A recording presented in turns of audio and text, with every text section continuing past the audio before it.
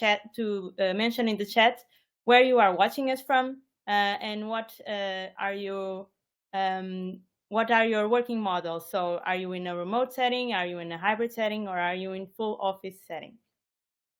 I'd also like to welcome our guest speakers today. So hi, Thelma. She's a talent manager here at Landing.Jobs. How are you? Hi, I'm well. Thank you, Cynthia. Also, Sarah Mendes. She's the head of people and talent at Calix. Welcome, Sarah. Hello, thank you. Hello, everyone. And Tiago Loureiro. He's a HR generalist at Dev Experts Portugal. Hi, Tiago. Hello. Well, hi, hello. I'm thrilled to be here with you. I'm looking forward for a great chat today. Yes, me too. So thank you so much for accepting our invitation and being here with us today. So I can't wait actually to hear what you have to share with us about your experiences with work-life balance and within your companies. And I'm sure everyone else is also very curious. So before we start, I'd like to talk a bit about how important is work-life balance for employees and companies in the current tech world. And I'd like to share that we at Landing.Jobs have an annual report called Global Tech Talent Trends. So you might have heard of it. We explore several topics related to professionals in the tech industry and trends related to the area, including, of course, career drivers, which is a big topic for us today. So before we start our discussion, I'd like to highlight some of the results from this year report, which is dated from May 2023. We discovered that even though money is still the top driver regarding career management, it is and its importance actually grew from last year's report. Work-life balance is a close second career driver. So it motivates many people when choosing the next step on their career and the next company to work for. Also, work-life balance is still the top reason to work remotely across borders for tech professionals in Portugal. So these results actually show us that the quality of life and better salary are perceptually associated with working remotely across borders. Finally, I'd like to share that flexibility is also a big concern, with many companies worldwide choosing a hybrid setting in a movement that we know as RTO, return to office. Currently, we discovered that 52% of tech professionals in Portugal are in the hybrid setting versus 48% in 2022, which also actually represents an increase, and now it's the majority of tech talent in Portugal. So facing this scenario, we see that the current tech market, companies are increasingly promoting work-life balance for their employees as a strategy of employer branding, and also to ensure talent attraction and retention, of course.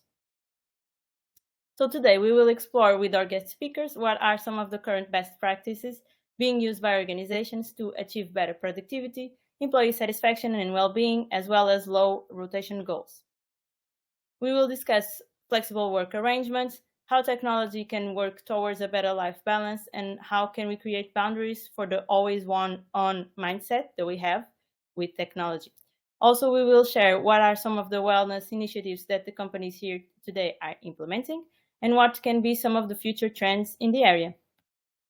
So this will be an informal conversation with our guest speakers. So I'd like to encourage our audience to participate by leaving comments and questions in the chat, and also in the Q&A tab you see on your right.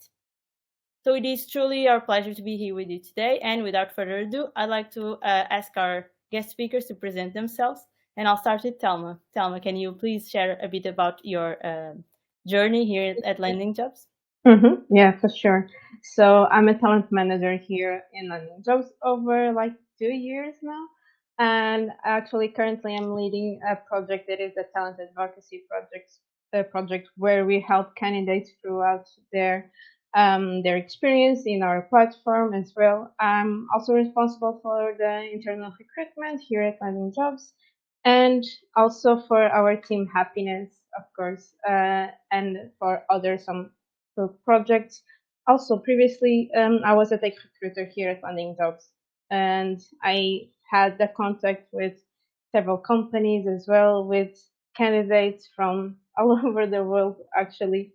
And so I have that international and that national experience dealing with candidates and with companies as well. So I think I can give you some insights about that too, regarding this awesome topic as well. Thank you so much. Yeah, I'm excited to hear what you have to share with us since you are in touch with many, many companies and many candidates. So you have a full 360 vision about this topic, and I'm excited to see what can you bring to the table. Yeah, thank you. Yeah, thank you. Sarah, can we talk a bit about your journey and what are your thoughts here on this topic that we will discuss further along? What are your role regarding this topic within your company? Okay, so my name is Sarah. I'm head of people and talent in Calix. For the ones that do not know Calix, let me just tell you that Calix it's an IT company that belongs to the Crédit Agricole Group. That is a major, one of the major bank group in the world.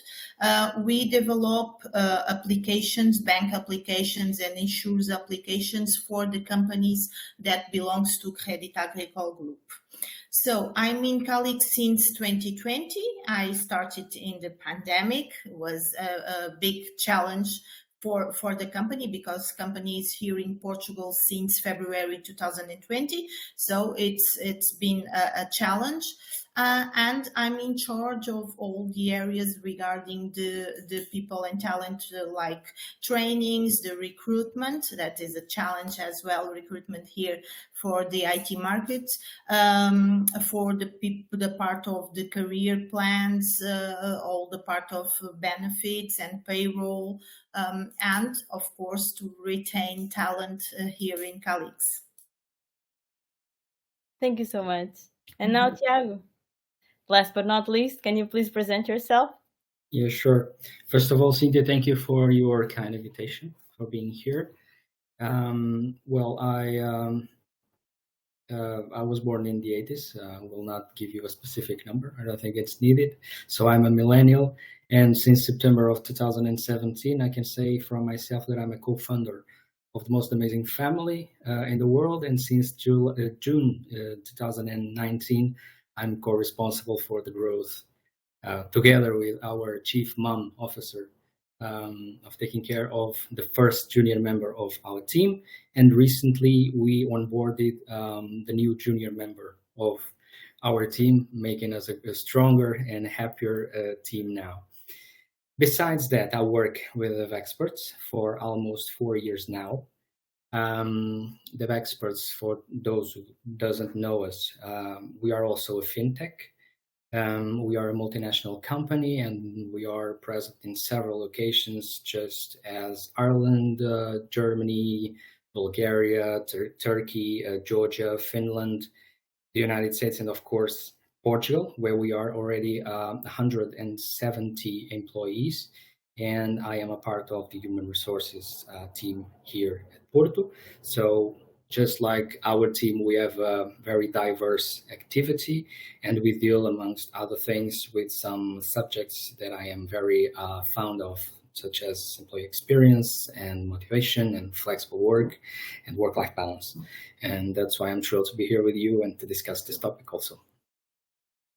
Thank you so much. So great presentations from you all, and great to get to know you a little bit better. And I'd like to start our discussion by asking about the numbers that I shared about our report. What are your thoughts on the growth of work-life balance and how important it is for career for tech professionals? And Thelma, maybe I'll start with you because you have really a great vision on this importance, since you deal with candidates and you are aware of their motivations when choosing to work for another company. So what are your thoughts on these numbers and how important it is for people when they make their life choices? Of course, Cynthia. Thank you. So besides obviously the salary questions that are the number one reason, sometimes majority of the time, of course, the one thing that across my experience I notice is that candidates often and even more nowadays value a lot the work-life balance. What I mean is like having the flexibility to work remotely, to work in a hybrid mode, for example, having that they really value a lot. And when they feel like the company doesn't give them that flexibility, they usually tend to not be so engaged with that recruitment process. I feel like candidates feel when employees really value their personal lives and respect that personal life, and also they value that the candidates have the that sphere of their life fulfilled. They really are more engaged with that company and with that recruitment process as well. And like you mentioned, Cynthia, that also helps a lot to retain the talent in a company. So when this is something that is really, really valued actually for the candidates, even candidates that, for example, we have a company in Portugal, okay, and we have candidates from Portugal, of course, they usually prefer always to have like a hybrid mode work. Okay, they don't usually are very keen on site positions because they feel like that constrains their flexibility and their freedom to manage their own hours the way like they want. Because people can be like very they can have their productivity regardless if they have to leave mid-day or not. So, and for them to have that type of flexibility is really important for them. And that's something that I really notice not only in national companies, but international companies and across Portugal, of course, regarding candidates. Yeah, so I totally agreed with those numbers. Yeah, Sarah, do you think really has been a growing trend? So do you see the difference between before and now, where people actually experimented with remote work throughout the pandemic, and how they see their flexibility and their work-life balance? Yes, and I believe that the point that we see a turnover in this matter was with the pandemic. People used to work at home for those that they can't, and after that, people don't want to came to the office 5 days a week. This is something that is very normal, and it's a thing that we see after the pandemic, but the hybrid model of work started after the before the pandemic, of course. But this is something for the employees that they really want is a hybrid model of work. They need flexibility of working schedule as well, and this is something that we are aware, and we offer in colleagues both of these things, because we have a multiple employees in colleagues with several generations, because we know that millennium like to have a hybrid or a total home office model. But in colleagues we have several generations, and we see that in all generations now. I believe the as I say, the point was the pandemic. That's why we offer normally 120 days of home office in colleagues. It's normally 2-3 days per week, an average, because we know that is important for them. And when we are trying to recruit, we know that this is it's something that they give a lot of value to have an hybrid model, and we want to be in the tendency of the market, of course.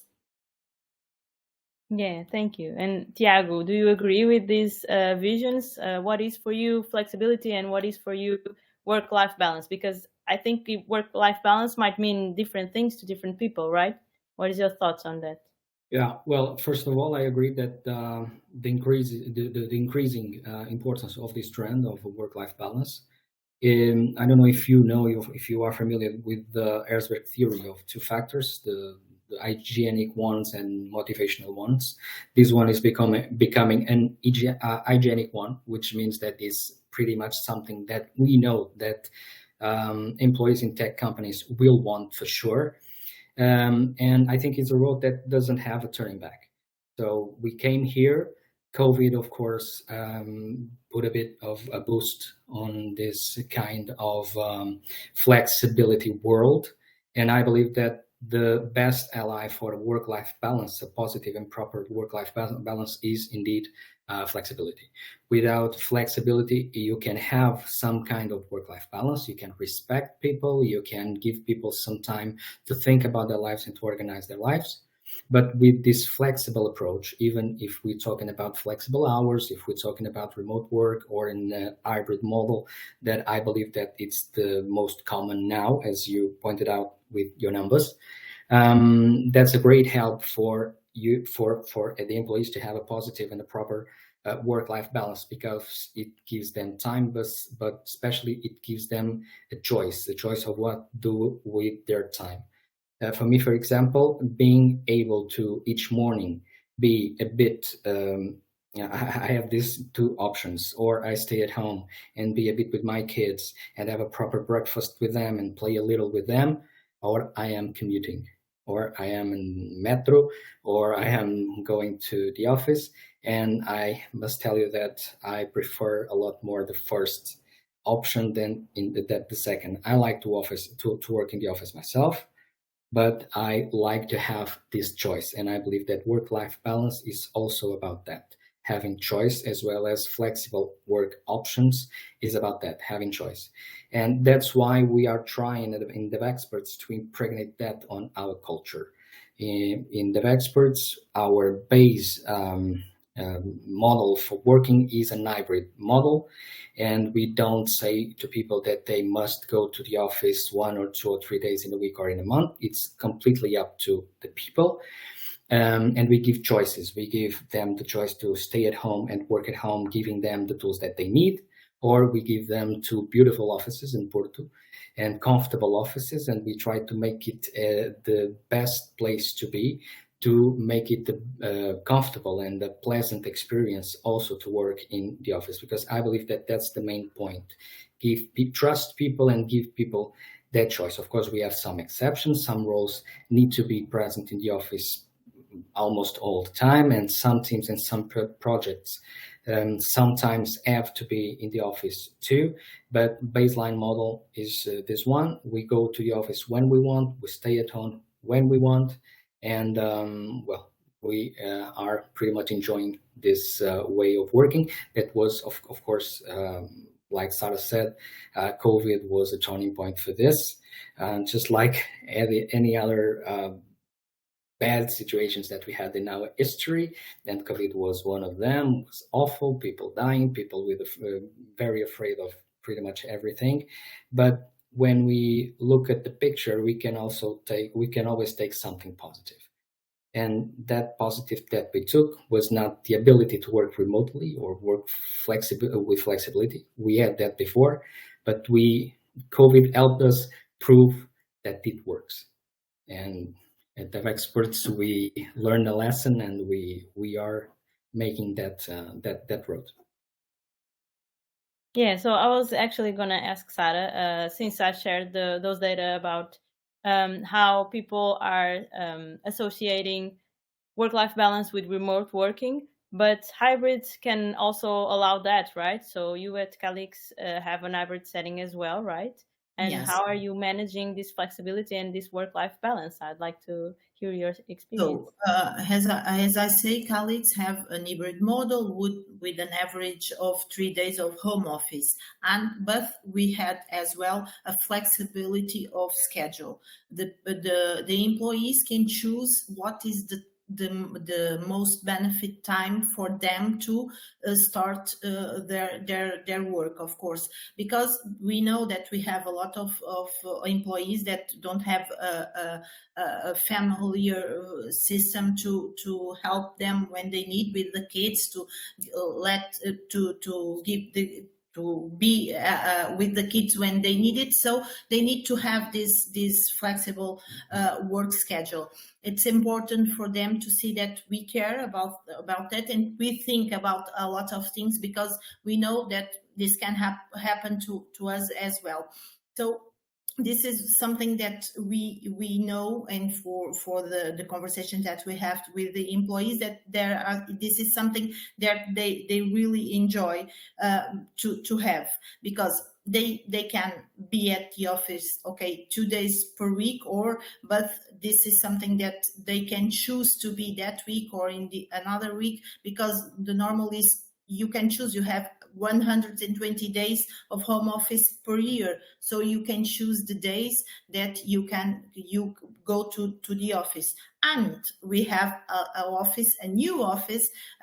Our campus is in Parque das Nações, and we have a lot of areas with where they can enjoy a break if they need it, and where they can socialize, because we have lots of things. So the come to the office, it's something that they really enjoy as well, because they see the co-workers, they can have a break and be socialize and everything with workers, with others, BUs, business units that they can normally do not work, or normally they do not see. So this is something that we know that they are enjoy it. So Great, thank you. So we're seeing that companies are eager to promote this work-life balance, so they see how important it is for people, and they are trying to get them involved as well. So, what are for you the main advantages of this work-life balance for companies? So, how companies are seeing this, and why are they betting on this? What do you think, Thelma? Can you share some insights with us? Sorry, I was muted. What I was saying is, but let me just circle back a little bit, because I found what Sara and Thiago said previously was very, very interesting and very valuable information too.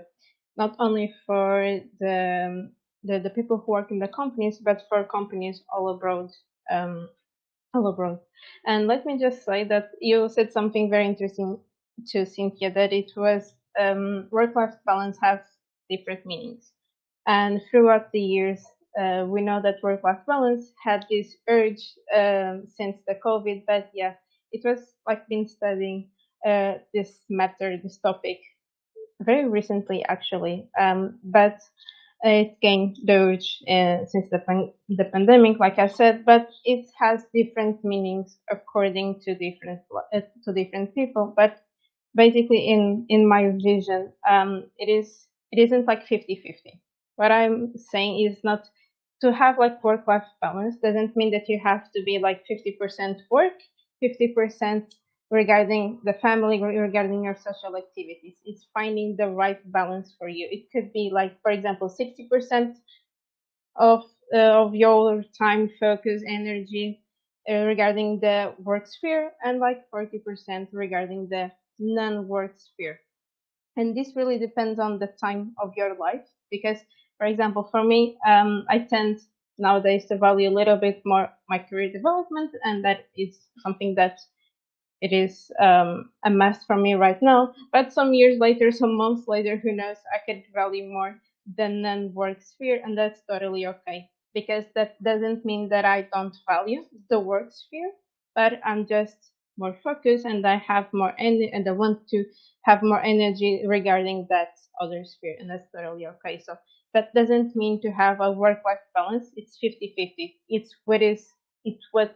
What works for you, and what gives you well-being actually, and reduces stress, and also burnout eventually. So it is really what works for you and what you feel like it is a balance. Okay. So yes, that for me is the definition of work-life balance. It isn't 50-50. Never it is 50-50, as we know. And sometimes we know that the boundaries are blurred between those spheres, and it isn't a bad thing sometimes, and we have to keep that in mind. Cynthia, you asked me about the companies, right? Yes, The I was just advantages. going to compliment you, saying that really different people really have different meanings for work and life, and really some people don't mind to be bothered after hours as long as they don't expect them to reply right away. So we will talk about boundaries and technology soon enough. But yeah, my question now was about how why companies are betting on this sphere. What do they gain from it, and Mhm. why are they promoting, since they see that employees really value it? Yes. So first of all, they are paying attention to the market, right? So they know that employees really are valuing the flexibility of working, the flexibility to prioritize what they really need to at the moment. And that doesn't mean that they aren't focused on their work, but people have different times of productivity, etc., as we know.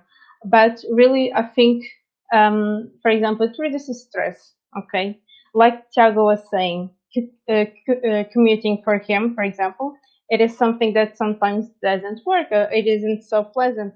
Going to the office is awesome, but spending time with your kids in the morning is also a very good thing. So it could also help to reduce the stress of your employees when you have work balance implemented in your workspace. Could also helps to enhance job satisfaction. For example, improve your focus and concentration, because it allows the employees to allocate their energy and their attention effectively, right? So they can, as a result of this, they can prioritize their tasks in a better way when they feel more focused and avoid distractions, of course. So this is something that could also help to increase the productivity of their employees. Also, it helps to retain the talent when the talent feels that the company values their personal time. And in consequence of this, reduce absenteeism, of course. Also, one thing that I notice, and between my colleagues, of course, it is the increase of creativity and innovation. When you have the opportunity to pursue your personal hobbies, whatever, that stimulates really your creativity and your innovation, and you can apply that to your work sphere. So when you find that right balance, it is a really good thing that emerge from that, of course. And another thing that I think it's very valuable this time, it is that prevents somehow the burnout, because you really can um, have some work related stress. It is obvious, it is something that happens, and it's something that is normal, but with those arrangements that you can do when you have that flexibility, that can really help to prevent that kind of stress and improve your well-being. So I think companies are really valuing the work-life balance due to all of this, in my opinion, because it is really a win-win situation. Productivity, job satisfaction, retention, less turnover. Yeah, I think it really helps a lot when companies really value this and actually apply this. Yeah, exactly. That is So something. yes, Sarah, would you agree? And what other advantages would you add to what Thelma just said? Yes. Also, yeah, specifically within your company as well. What did you see improve, for instance, productivity when you apply these working Yeah. models, flexible models? Yeah, I agree totally with Thelma. I think that, yeah, of course, work-life balance will depend of the stage of life that you are. Sometimes it's 60-40 or other or 50-50 or whatever. But yes, will depend of the stage of life, and we have to look for employee to see and to define a strategy that cover all of the public that you have in the company.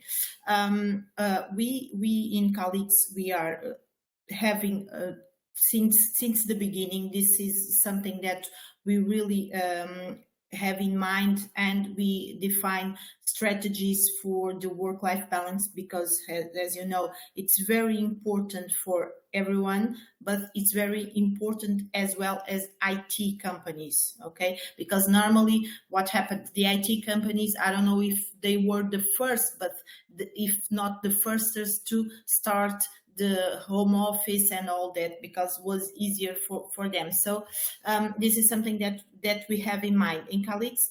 As I don't know if it was Tiago would say that we had to have a good office or something to wants to be at the office. So we promote a lot of events, of course, and we have clubs so people can gathering and socialize, of course, because this will create an engagement to the company, an engagement to each other, and to promote a lot of things that we want in the culture, in the company culture.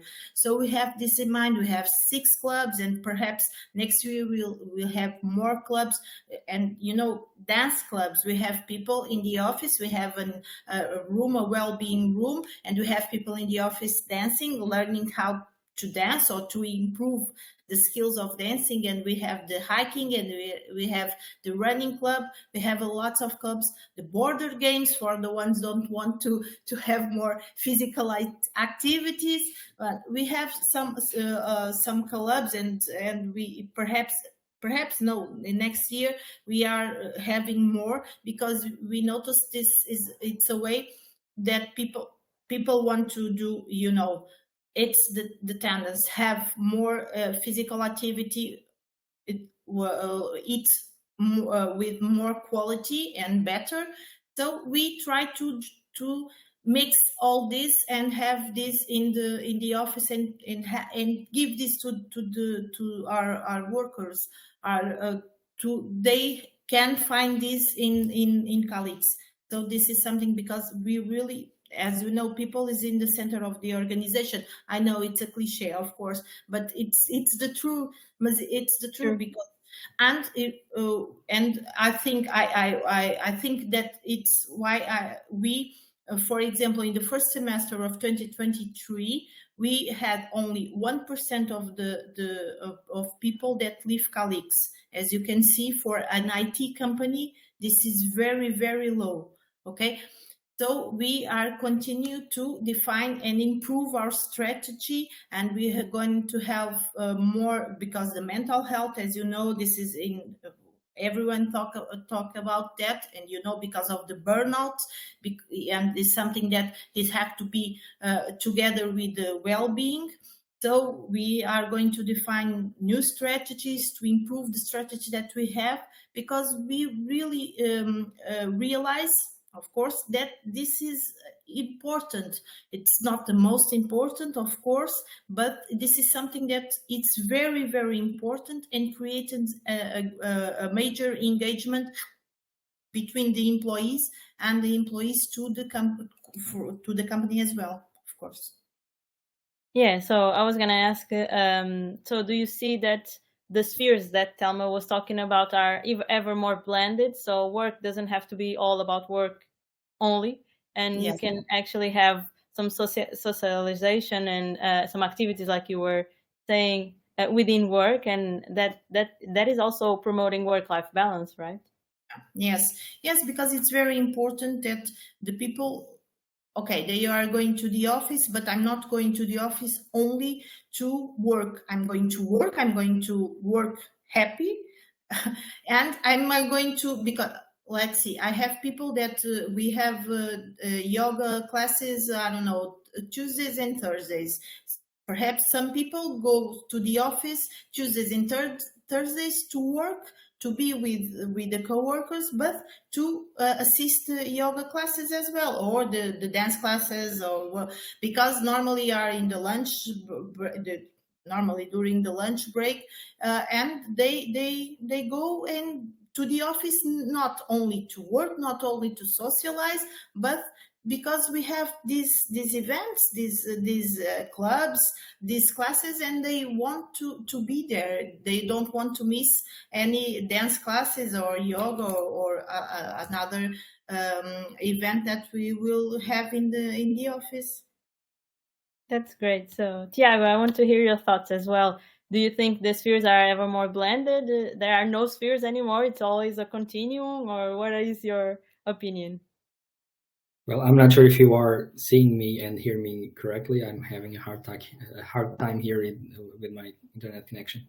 Yes, I believe that is even more blended now, and I think that we should look to each person, every employee as an holistic reality. Of course, they have two spheres, they have two dimensions, just like a coin has two faces, and it doesn't exist without two faces, the professional side and the personal side. But of course, both things connect to each other. And long gone are the days where in the companies we could look to a person just like a productive resource, and he was there to work and work only, and he couldn't even think about anything else but focus in work.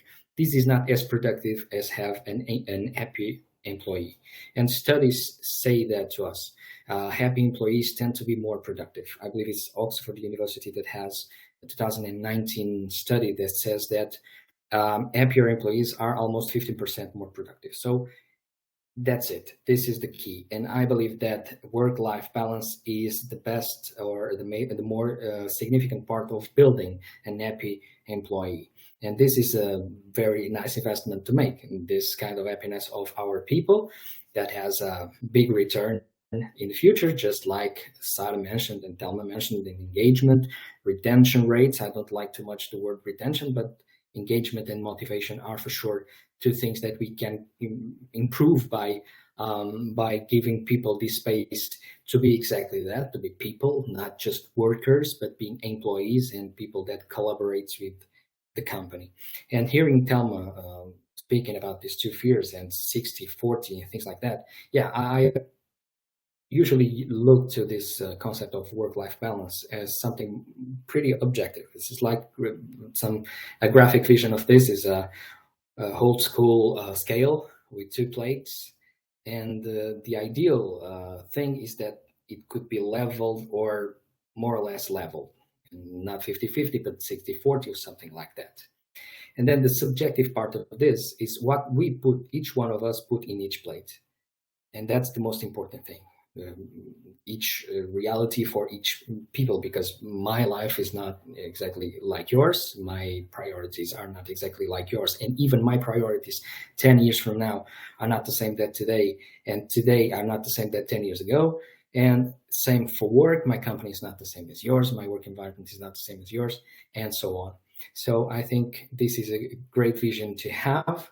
And yes, I was hearing Sarah mention something that in colleagues they have, and I pretty much appreciate that. And I felt some connection because we have also our clubs. The board games club is a reality also of experts, and our colleagues enjoy actually playing those games. And we also have clubs that run activities outside of the office, like our football club, also our music club. These are clubs that the company helps financially and logistically, and we tend to ask our people to be self-organized and to be creative and to be spontaneous, and we just ask for these groups to be as much diverse as possible, because pretty much roughly of our workforce is foreign workforce and not Portuguese native. We have a lot of Brazilian colleagues that doesn't have that kind of problem, and this reminds me of our Portuguese lessons that we offer to our colleagues that come to Portugal. And coming to Portugal, they don't know the language, and that can be a very hard barrier for them in their personal life. And we try to make it smoother, and colleagues also like that very much. So yeah, I think that we are in a time that we have to look to people just like it is, like people. People have a lot of dimensions. We are not unidimensional, way less in the workplace. And I think that this is a way of being more productive. And I believe that this is the main interest of the companies for having happy employees. Of course, it's always nice to be a more humanized company. I think we are making that path altogether. I think it is a way of showing social responsibility and care for everyone that is around us. But of course, every company hires people not just for the sake of hire people to get the better of their skills, even if they are soft skills, hard skills, or even personal skills or whatever, to be productive. And to create value for the company. And I think this is the right approach for us to have productive employees, is to make them as happy as possible in their experience in the company and as much as we can. So I was just wondering, all these initiatives that you've been talking about within your companies, all of these contribute to the company culture, right? So people feel more engaged, like you were talking about, more and a bigger fit with the company, right? We have a question here about culture as well in our chat. So let me just grab it. So we were talking about how to create a culture which is intentional by the company. And what other strategies would you recommend for promoting a collaboration culture during the remote and office day? So it is a different setting, so it is a different way of working. So if you are in a hybrid setting, how would you approach both ways? And how would you ensure that work-life balance is the same within the both approach? Tiago, would you like to start? Yeah, sure. I believe that is one of the biggest challenges now for all organizations, to try to build their corporate culture without having all people together physically in the office. But I believe that, and I believe that is one of the reasons that are making this return to the office movement now, because I believe that some managers, some leaders are becoming afraid of losing track of the people and are making them going back to the office, going back to, well, trying to make that U-turn that I don't think that we can do anymore. So that's the challenge, is to try to be creative and try to get new approaches.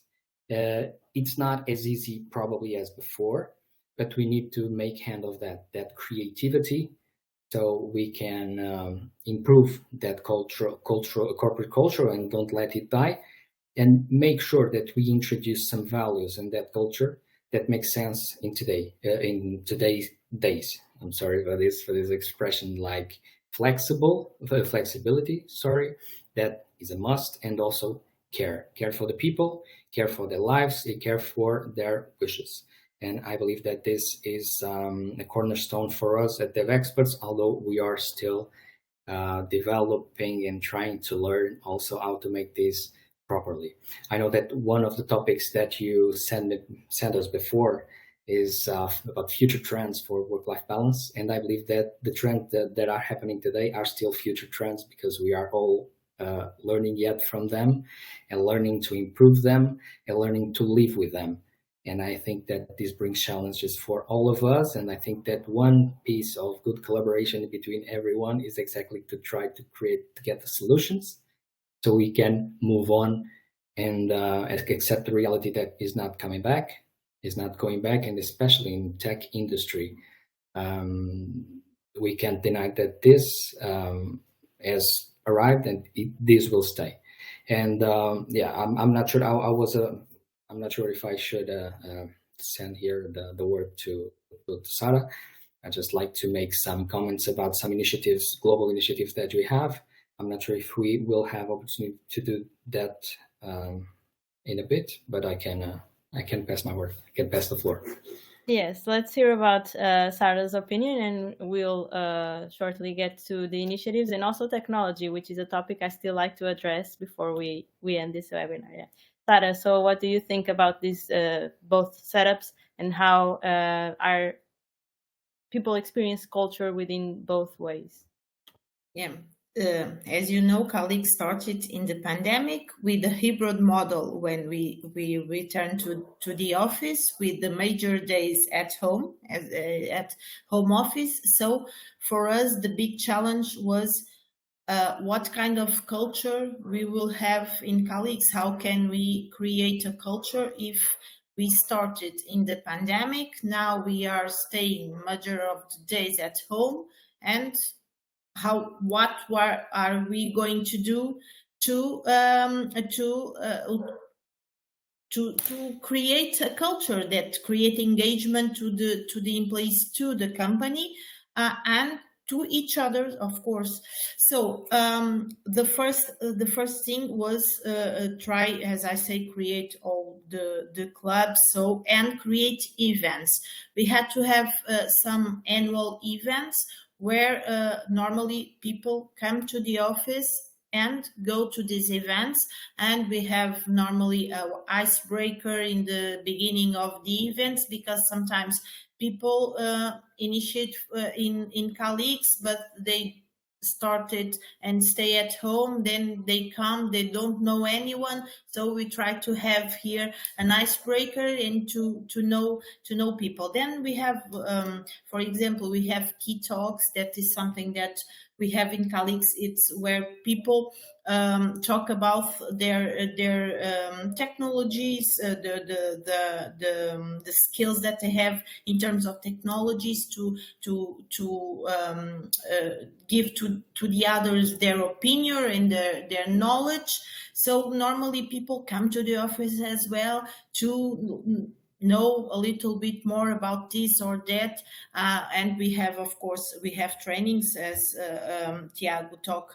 We all have trainings, the language trainings, because we have 50 nationalities in colleagues, so it's very difficult. Some people do not speak Portuguese, others speak just a little bit, but we have people that only speak French, do not speak very well English. Some others do not speak French, so this is difficult. So we put everyone to have as well training in language. So because the language is sometimes a barrier for people to know each other and to create some engagement of between them, because they couldn't communicate, or sometimes they do not understand very well the message. So but the important here is we have to have this, so people can know each other, and to create a culture, a corporative culture, and that everyone can share this culture. It's very important to have these events, even if there are working events, something like the key talks that we have, or other trainings, and people come because others will be in the training and be in the office. I think that this is important, because after they're going to lunch and they talk with each other and know how to and start to know a little bit more about the people that work with them in the team. So this is important. Not only the events, of course, they are important, but as well these gatherings they have normally for work as well, for sharing knowledge. It's important too. Thank you. Telma, would you add anything about how culture can be different, or we can promote culture in both settings? Of course, I totally agree with Tiago and with Sarah as well. And let me just say that it is awesome that your companies are doing that and promoting well-being for everyone. That is something that is very valuable nowadays and should be valuable. Regarding both settings, like remote and hybrids, for example, we really have, and companies really have to trust their employees, okay, to do that in the most effectively way, in my opinion, because without trust, this can work. This is like a relationship, so you have to trust each other's side, between the worker and the company as well, and in order also to have this flexibility. For example, if we are in a like hybrid setting, or on-site setting, for example, we have some metrics for our employees, right? But we have to adapt those metrics when we are in a hybrid setting and in a remote setting as well, to adapt to see what it works better. Okay, and this is a constant thing that we have to do. We have to always adapt to what is working better in order to improve the productivity of our employees, of course. For example, we at Landing.Jobs, like Sarah and Doug mentioned, we also have some events that also help to engage with one another. We engage with different teams, and this really helps a lot. And we have little moments throughout the month where we gather, the whole company gathers, and we try to have the best time that we can with those events, of course, and that really helps to promote that well-being, to promote that communication as well between us all, because it's not an easy thing to do, and we know that it is not an easy thing to have a culture that is remote and maintaining that culture on site, right? It's a difficult thing to do, and we have really to give, not to give, but employees need to have a reason to go to their office, right? Because they already experience the remote and they know the advantages they can have with the remote setting. So if they have an office that can give them more opportunities to engage with other teams, more opportunities to communicate with other people, to do brainstorming, to have those moments like Sarah and Tiago mentioned that really are fun with each other and help to reduce the stress, of course, that is something that they can value and is something that can really help to promote the culture of the company and to really have putting that in practice, the culture of the company, of course. Yeah, and like I said, here in Landing, we also have those events. We have the webinars as well. We have the team buildings also to promote that engage between one another, of course. Yeah, that's great.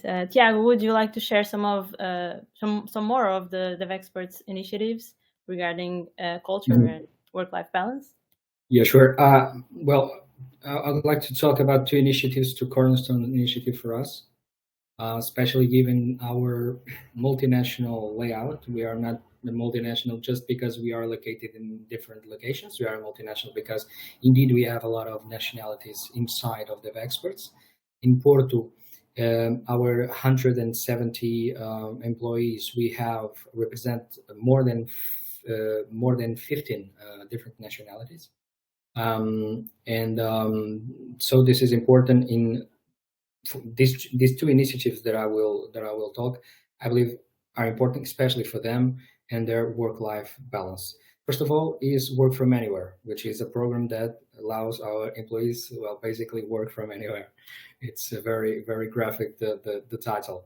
This is for, of course, everyone to enjoy.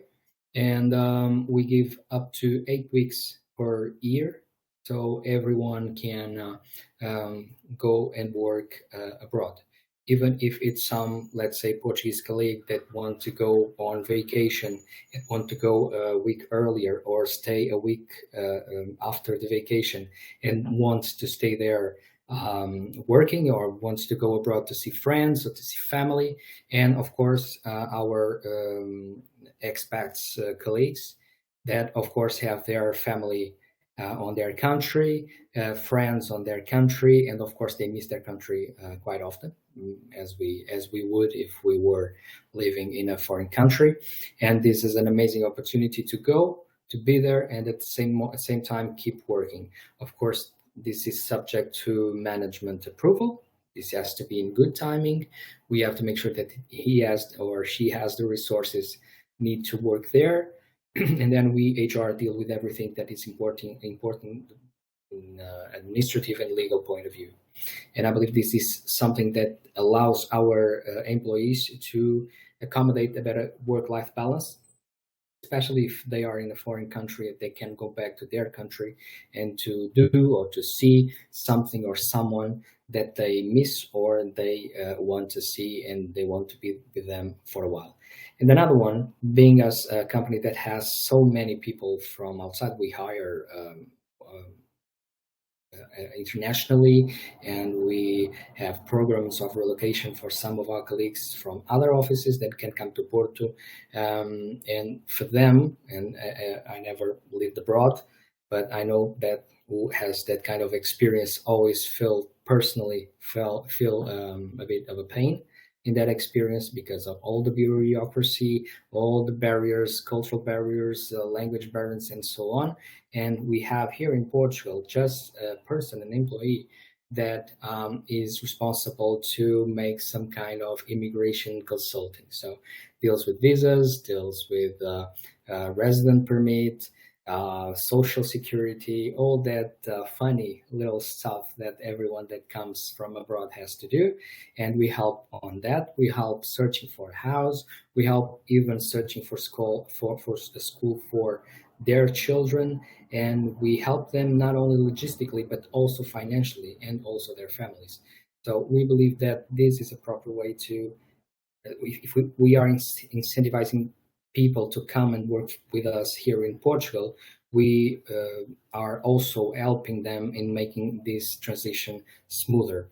We also have even an apartment, a corporate apartment, where we put for a month a person that comes to Portugal. When they arrive, they can settle for a month, they start looking for a home, because we know how the market is for everyone.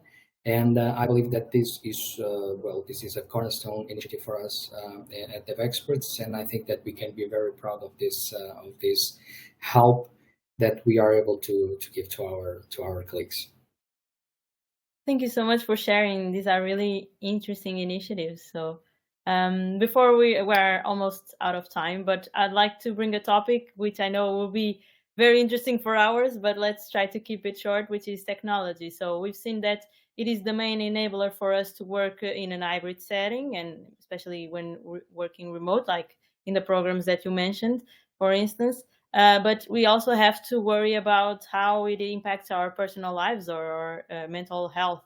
So many people suffer from burnout because they are always connected, right? So, what strategies would you implement to avoid these over technology in our lives, especially regarding work, of course? So, how can we disconnect, and how can companies promote this work-life balance, even regarding technology? So, Thelma, would you like to go first? Sorry, I was muted again. Yes, now we hear you. Yeah. So, like we said before, it is like a blurred line, right? Especially in the remote setting. So having that switch off from work to your personal life, it's difficult. It's not an easy thing to do because we are at home, right? We don't have to do the commuting part, so we don't have that time to do the switch off. That really helps a lot when you have to do that commuting. Helps us to switch off. But yes, we in a remote setting or in a hybrid setting, when we have to be at home, we don't have that switch off instantaneously, like when we have to commute, of course. So we really have to establish ourselves some boundaries, okay?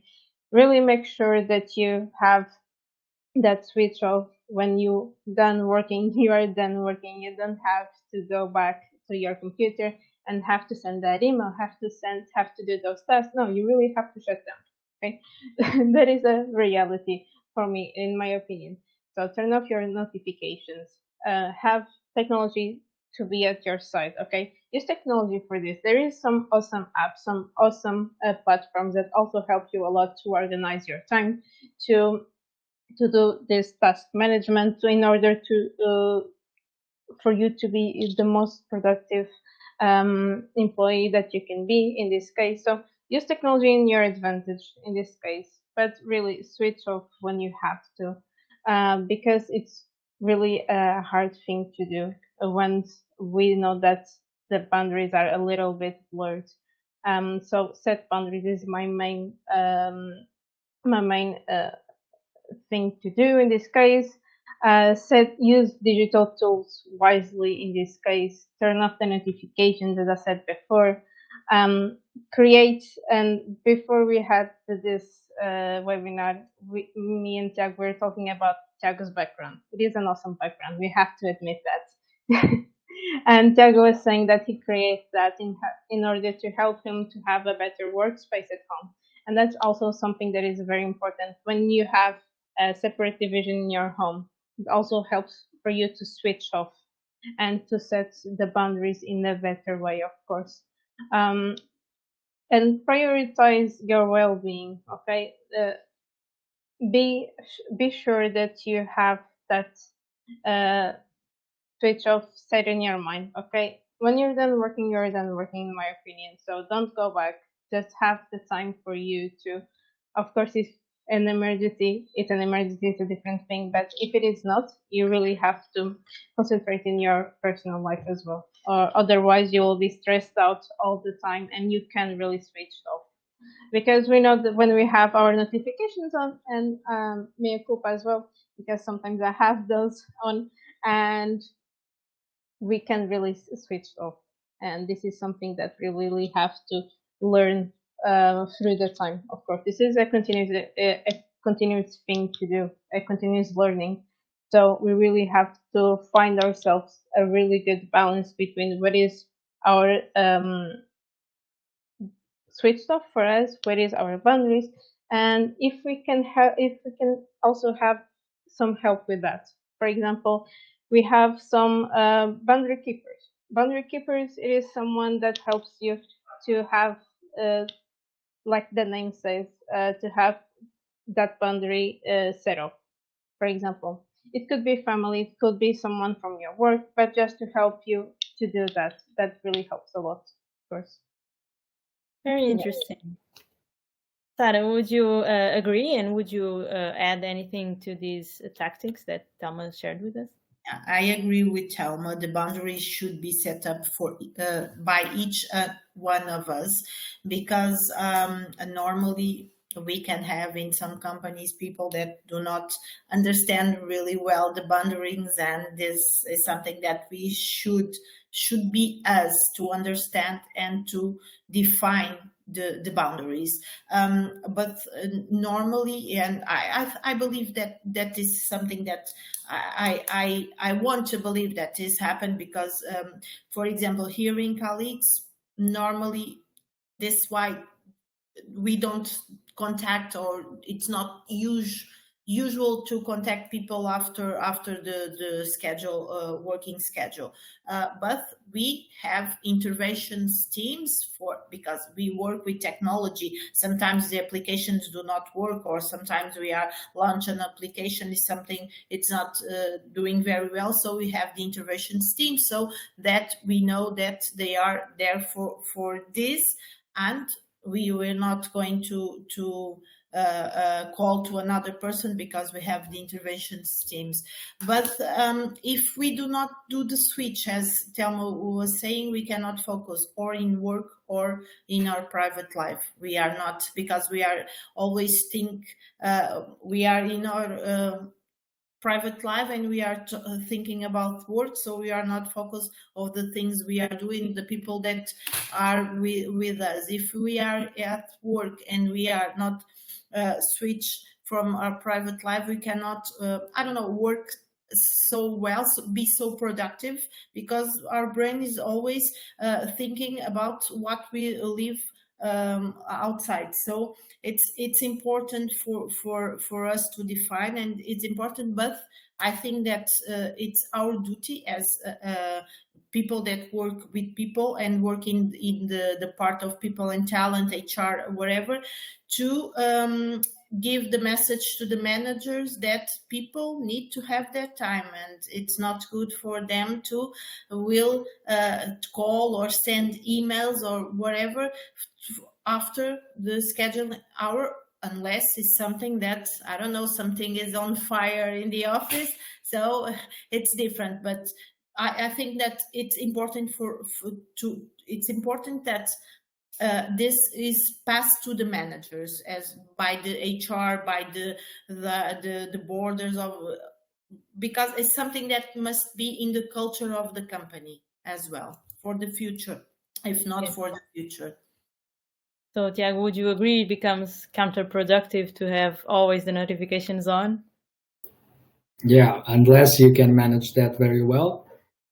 So far, I tend to believe that I can, and I have them on all the time. But I think that what Thelma said summarized pretty much how this should be, and this is the greatest danger, I believe, of a full remote layout for work. Not only because of technology, but because of physical space too.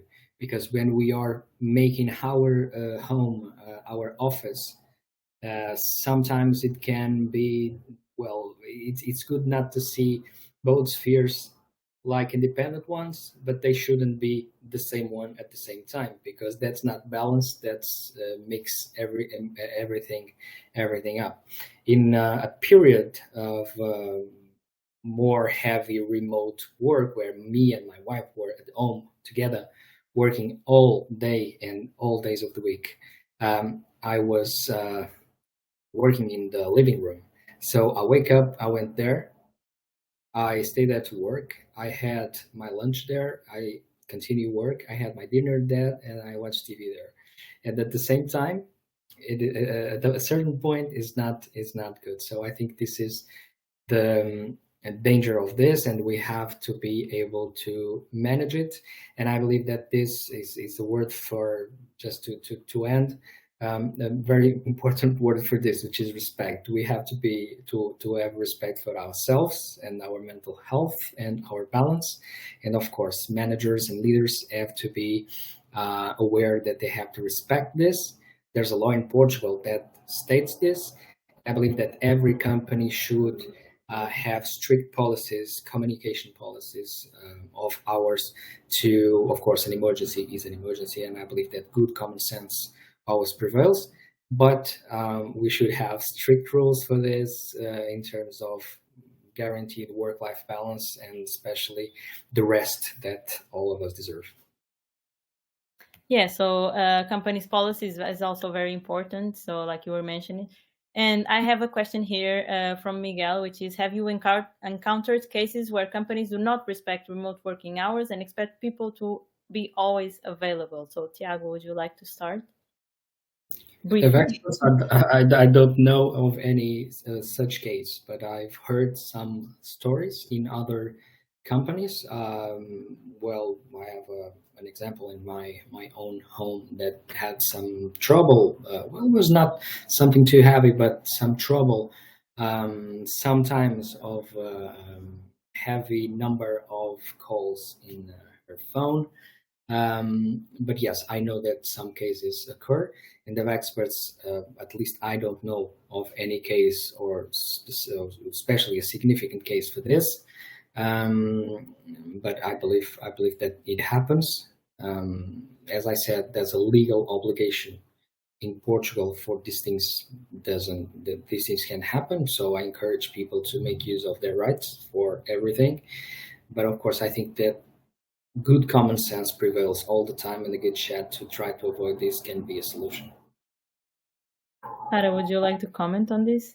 I know that some companies have working hours defined so people can have meetings, and then people can choose other working hours within their specific needs, but cannot be expected to reply immediately, for instance. So would you know any cases like that? No, I know cases of the flexibility of working hours, of course, but normally the companies that I know, they define the schedule. Today can be one, or in another day can be other. But yeah, for example, we in colleagues, we have that. For example, I have to be at a meeting in my son's school. I live in the middle of the day. I go to the meeting, then I come to home and work and respond to answer to the emails and all that. But normally, we say to our manager or to people, to the team that work with us, that we are not going to be there for a period of time. So even if they send an email, I will not answer to the email right away, because I'm not at the office, or I put in my teams that I'm not in the office, so everyone can know that I'm not there.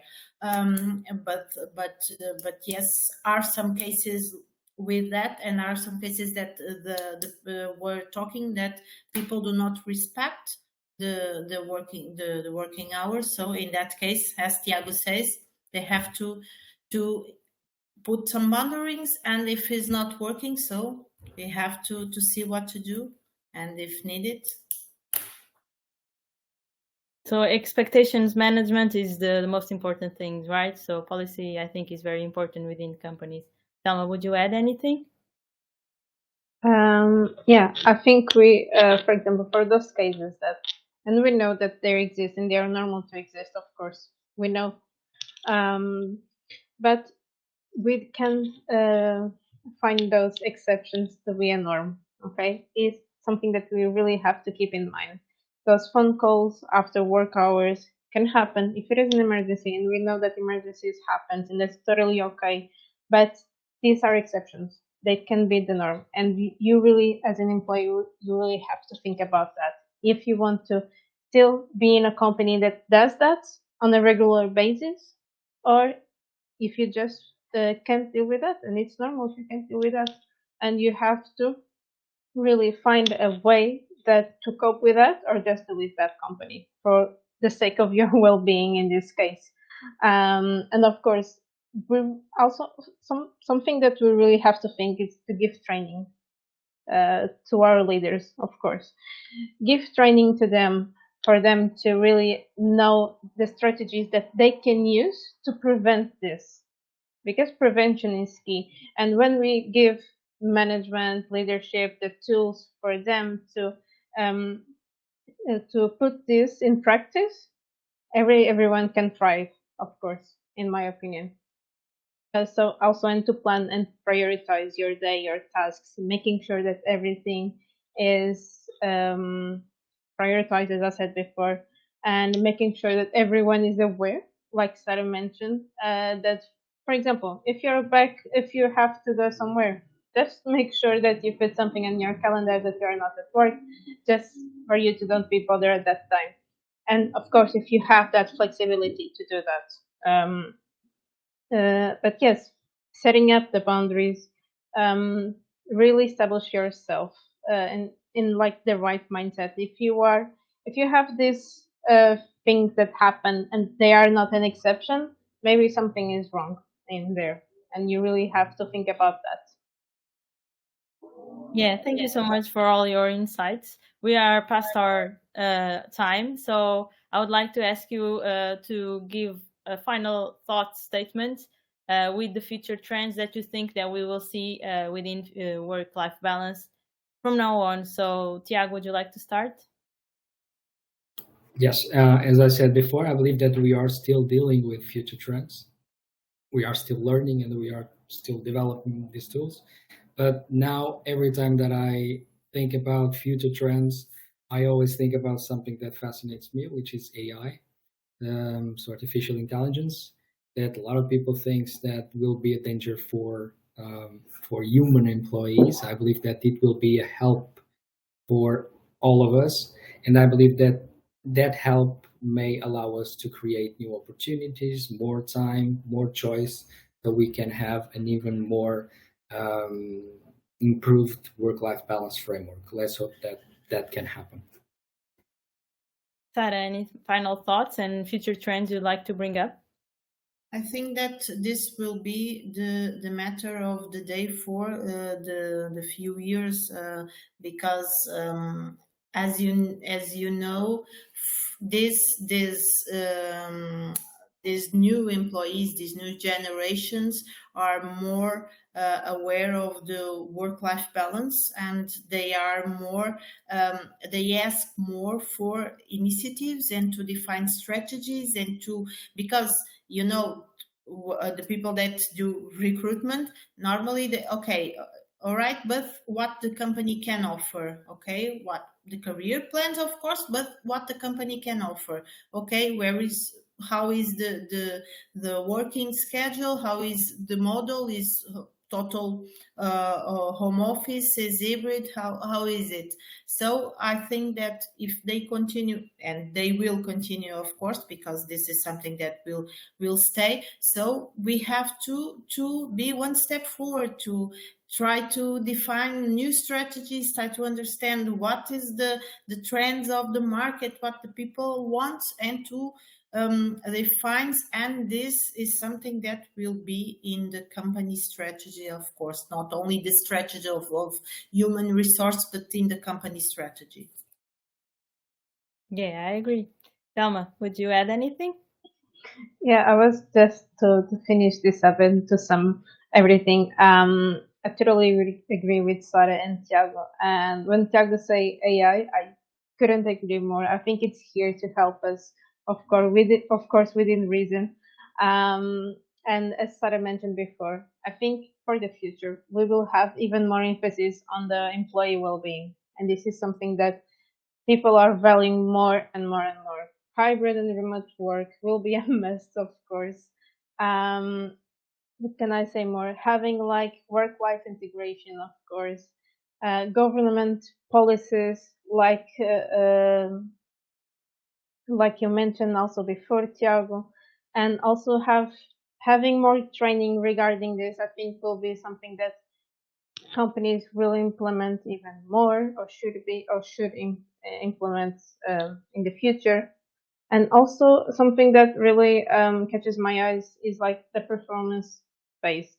For example, having to adapt your performance based metrics due to this.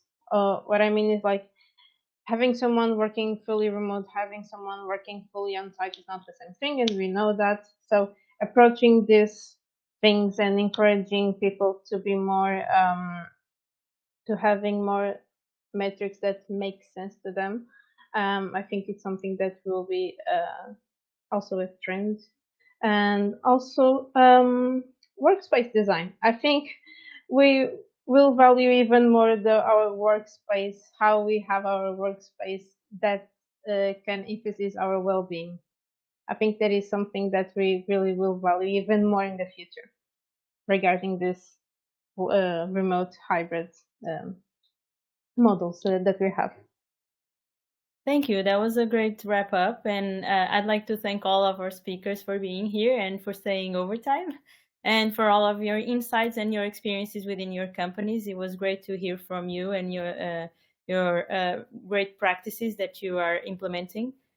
So thank you, everyone. And thank you to everyone in the audience that stayed until this time and that has been commenting, which we really appreciate, and also for your questions. Unfortunately, we didn't have the time to go through all of them, but feel free to add our speakers in LinkedIn so you can talk freely about these or other topics that you are interested in, and check out Dev Experts and also Calix, and also, of course, Landing.Jobs. We have a platform where we share all the current jobs. We have an hybrid and remote tab that you can find your work model preference.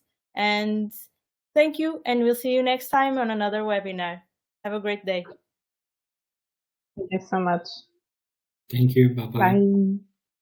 Thank you.